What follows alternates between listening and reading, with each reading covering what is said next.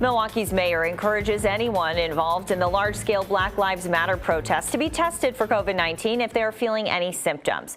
The protests have raised concerns about the further spread of coronavirus. It's another worry for public health officials, and we're talking now with Dr. Jeanette Kowalik, Commissioner of the City of Milwaukee Health Department. We really have so much to get to right now, Doctor. We thank you for your time.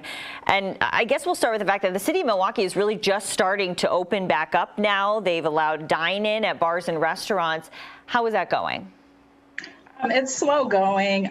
Some business operators are still opting to just do curbside or delivery. When we went into phase 3, which was last Friday, that allowed businesses and bars to open up to allow dining in at 25% of building capacity. So we know that some businesses, it may not make sense for them to open at that capacity. And then others are, of course, concerned about the safety of their workers. So they're opting to either remain closed or still only provide curbside and delivery at this point in time.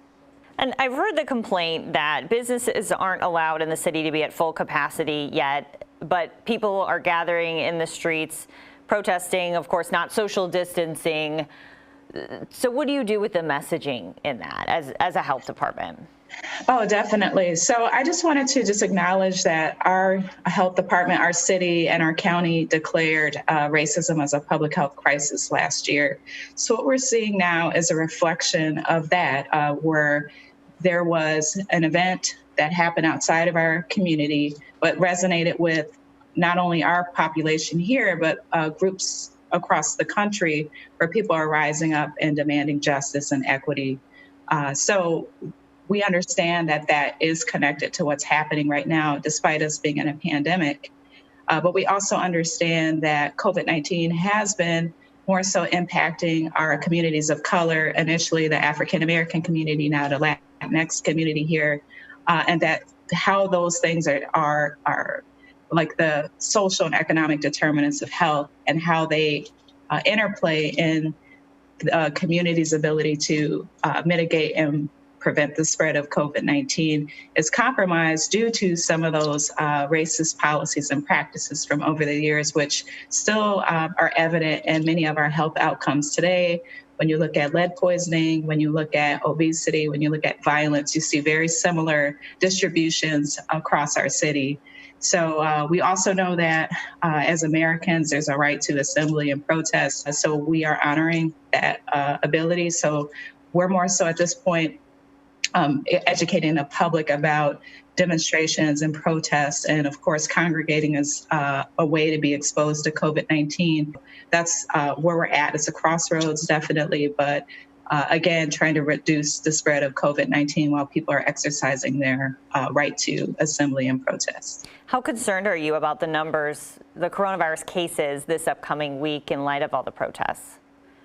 Well, we'll definitely be at about the 2-week mark since the demonstrations and protests began. So we should start to see some impacts related to that.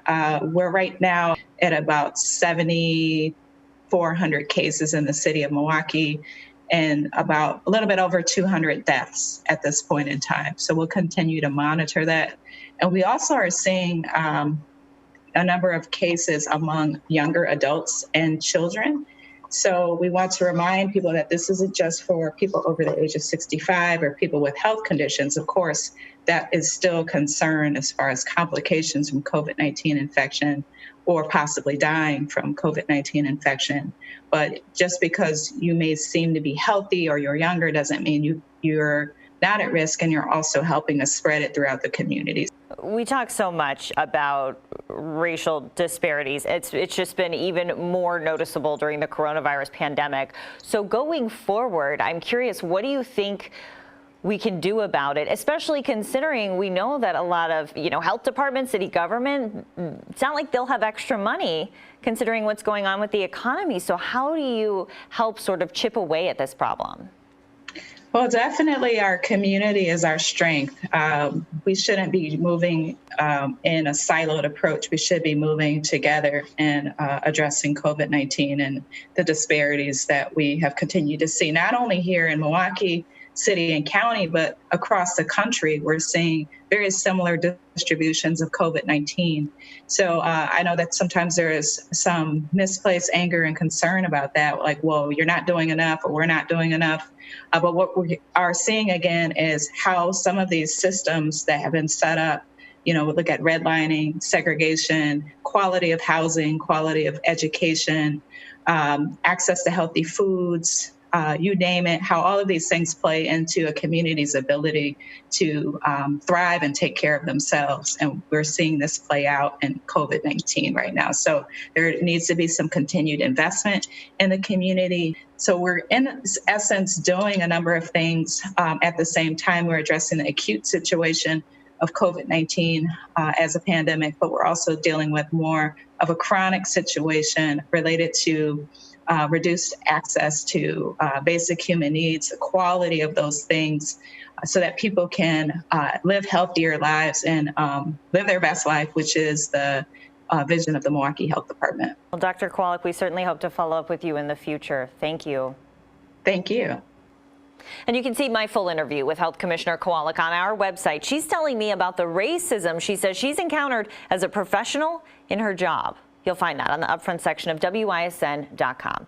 Coming up, the new dispute between Wisconsin's Democratic governor and Republican legislative leaders, a secretly taped conference call. Governor, when was the last time you were in Home Depot?